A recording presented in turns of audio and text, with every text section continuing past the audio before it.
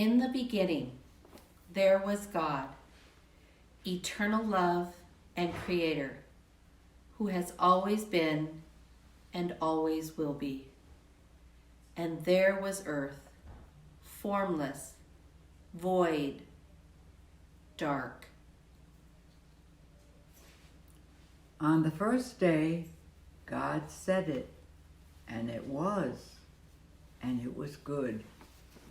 There was light, the light separated from the darkness, day and night, evening and morning, one day. On the second day, God said it, and it was good. The waters were separated. There was water on the earth, and there was a canopy of water in the heavens, evening and morning, 2 days. On the third day, God said it, and it was good.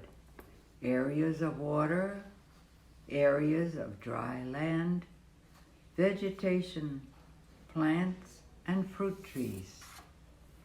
Evening and morning, 3 days. On the fourth day, God said it, and it was good.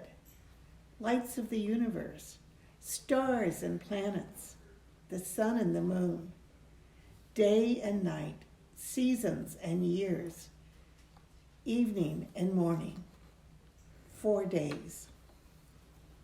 On the fifth day, God said it, and it was good. Fish and creatures of the waters, birds and creatures of the air, they were blessed to multiply. Evening and morning, 5 days. On the sixth day, God said it, and it was good.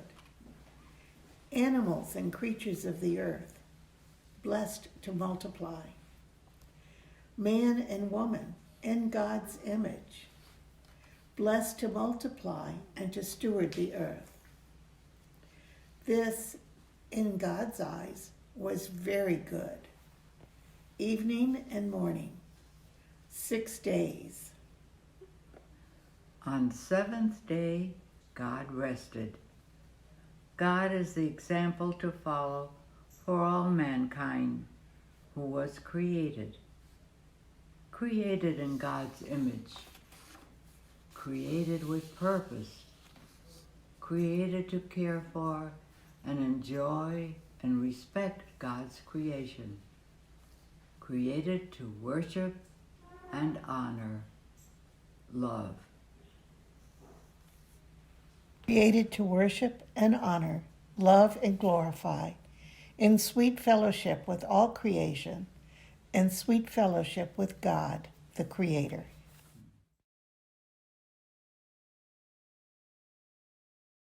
Go, enter the ark with your family, for you alone have been righteous before me.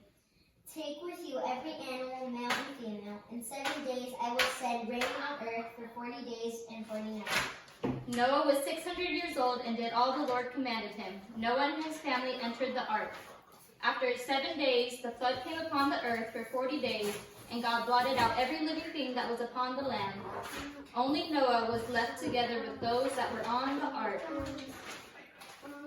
After the water prevailed upon the earth for 150 days, God caused a wind to pass over the earth, and the waters stopped. At the end of 40 days, Noah opened the window of the ark and set out a dove to see if the water was drying from the face of the land. But the dove found no place to land and returned to Noah. So Noah waited another 7 days and sent out the dove again. And this time the dove returned with an olive branch. So Noah knew the water was drying from the earth.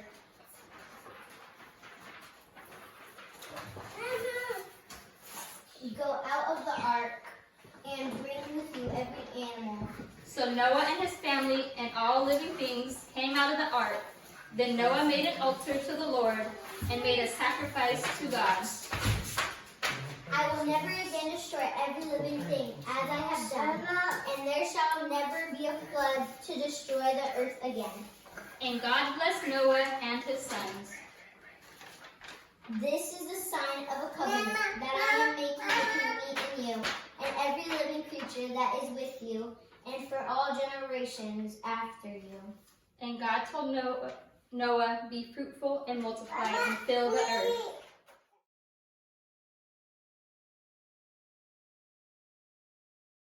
As Pharaoh drew near, the Israelites looked back, and there were the Egyptians advancing on them.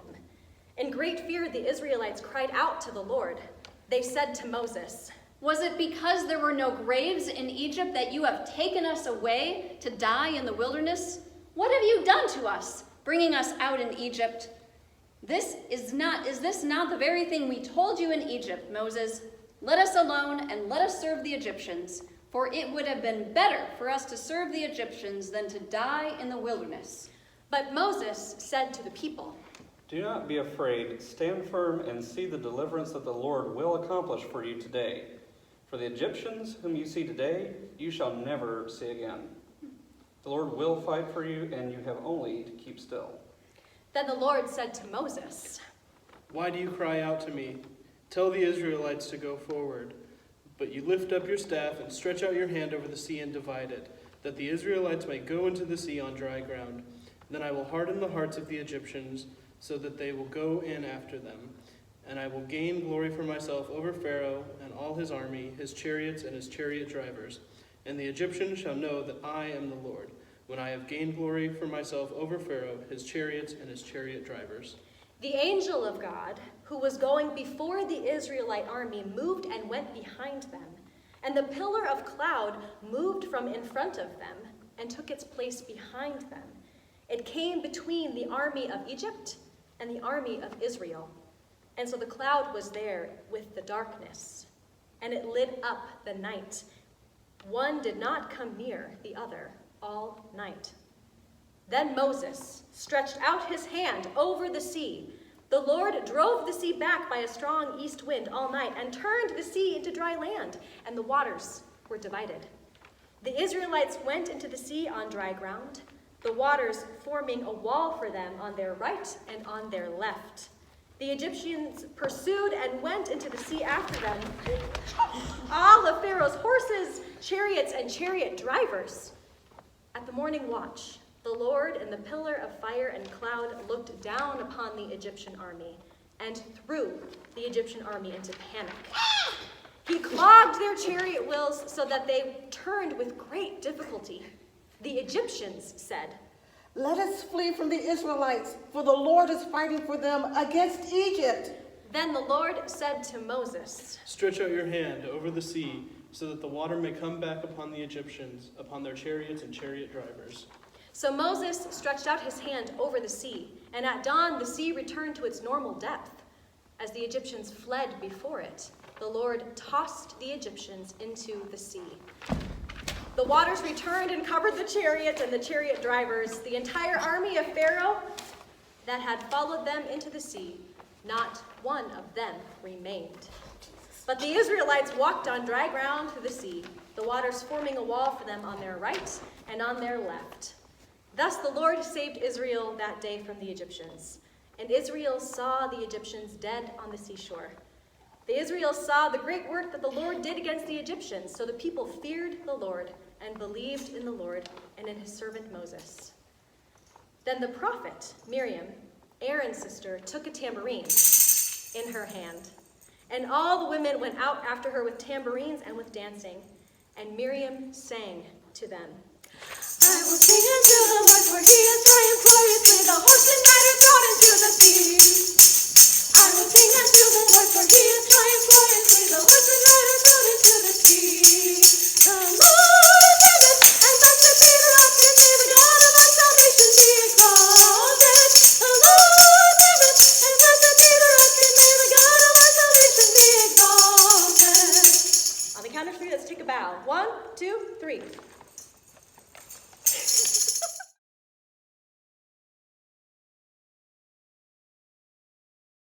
From the book of Isaiah, chapter 55, verses 1 to 11. An invitation to abundant life. Ho, everyone who thirsts, come to the waters, and you that have no money, come, buy and eat. Come, buy wine and milk, without money and without price. Why do you spend your money for that which is not bread, and your labor for that which does not satisfy? Listen carefully to me, and eat what is good, and delight yourselves in rich food. Incline your ear and come to me. Listen, so that you may live. I will make with you an everlasting covenant, my steadfast, sure love for David. See, I made him a witness to the peoples, a leader and commander for the peoples. See, you shall call nations that you do not know, and nations that do not know you shall run to you, because of the Lord, your God, the Holy One of Israel. For he has glorified you. Seek the Lord while he may be found. Call upon him while he is near. Let the wicked forsake their way, and the unrighteous their thoughts. Let them return to the Lord, that he may have mercy on them, and to our God, for he will abundantly pardon. For my thoughts are not your thoughts, nor are your ways my ways, says the Lord. For as the heavens are higher than the earth, so are my ways higher than your ways, and my thoughts than your thoughts. For as the rain and the snow come down from heaven, and do not return there until they have watered the earth, making it bring forth and sprout, giving seed to the sower and bread to the eater, so shall my word be that goes out from my mouth.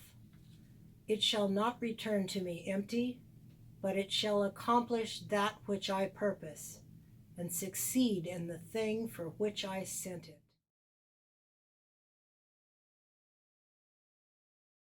Them bones gonna walk around, them bones gonna walk around, them bones gonna walk around. Oh, hear the word of the Lord. Ezekiel heard the word of the Lord in the middle of a dream. Now, Ezekiel was a prophet back in the time when Israel had been taken captive and was in Babylon. So the temple's been burned, Jerusalem's been destroyed, and they're in exile.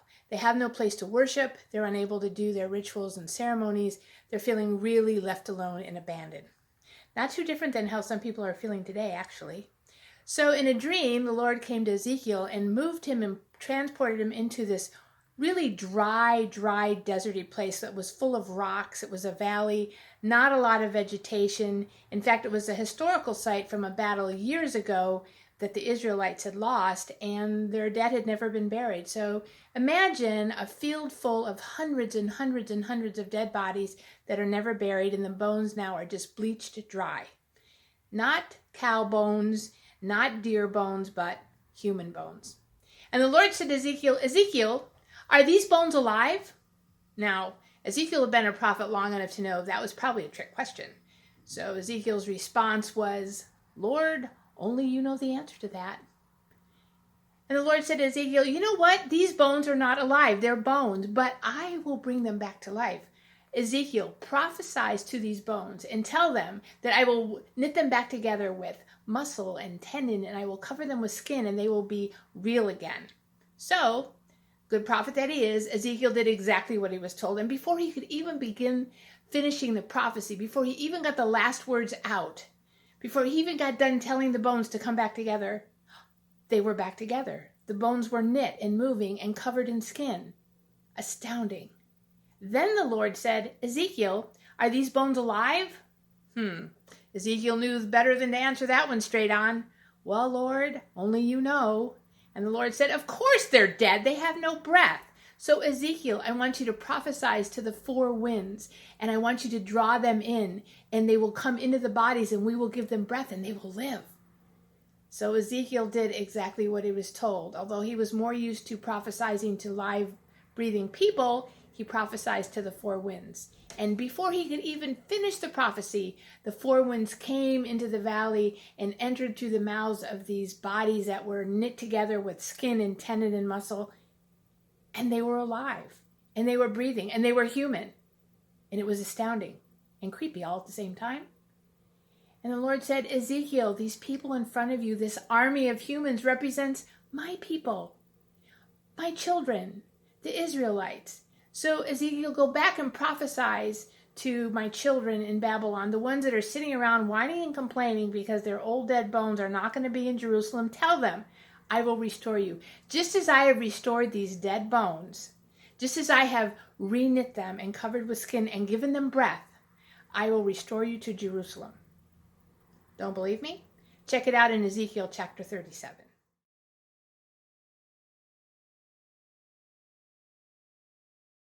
A long time ago, there was a city called Nineveh. The people there did not know God, and they did not follow God's commandments. There was also a man named Jonah, who knew and loved God.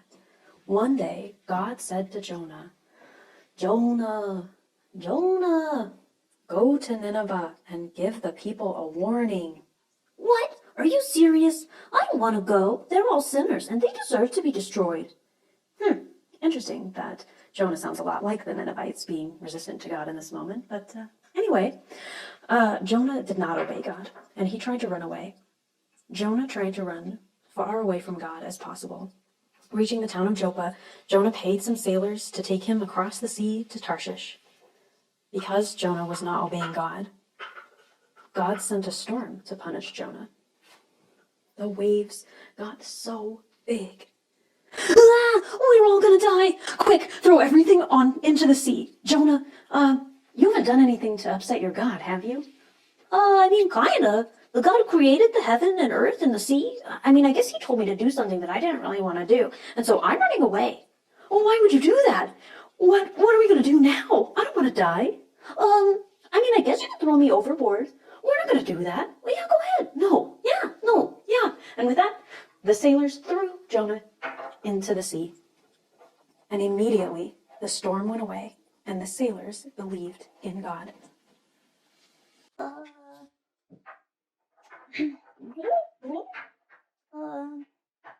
still here, and I'm still not gonna do what you said, God. And with that, God sent a giant fish to swallow up Jonah.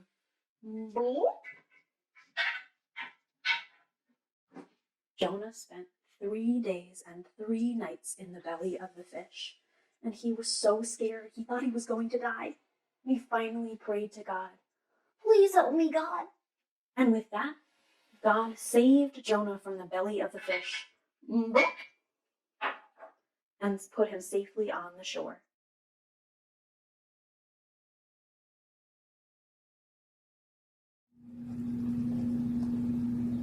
Oh, got a nice fire here. Mm-hmm. Oh my gosh, it's so hot though. I feel like I'm about to get burned. I gotta get away. Hey, that reminds me of that time King Nebuchadnezzar built that thing and threatened to burn anyone who wouldn't bow to it. Oh, it was like a big golden idol or something, right? That's the one. I had these 3 Jewish friends who wouldn't worship it because they didn't want to worship any gods but their own. No false idols, you know. Yeah. What were their names? Oh, Shadrach, Meshach, and Abednego. Oh. Those public officials. Okay. So they didn't want to bow down to the idol. What did the king think of that? Well, he was pretty mad. He actually had his guards throw them all into the furnaces. He had them heated up 7 times hotter than usual. Oh my goodness, that must have been horrible. What an awful way to die. Oh, they didn't die. They're all right. Wow. Did they get burned real bad? No, actually. Not even their hair or clothes were burned. You see, their God sent an angel down to protect them. Wow. What an amazing God. That must have frustrated the king, though, when they survived the fire. What did he say? Well, he was shocked. So shocked, in fact, that he had a change of heart. He even made a decree saying, "Blessed be the God of Shadrach, Meshach, and Abednego." Anyone who says blasphemy against their God will be torn limb from limb, and their houses destroyed. Wow. Because no other God can deliver in that way. That's amazing. Their bravery and trust in God is admirable. Where are they now? They're actually doing pretty good. They're very successful. Because of all that, the king gave them higher positions of power in the kingdom. Wow. Mm-hmm. That's awesome. Even though they disobeyed him? For sure. Because even though they disobeyed the king, they showed great obedience and faith in God. And because of that, they're prospering. I guess they kind of impressed him. That's awesome. Yep, God will protect those that believe in him.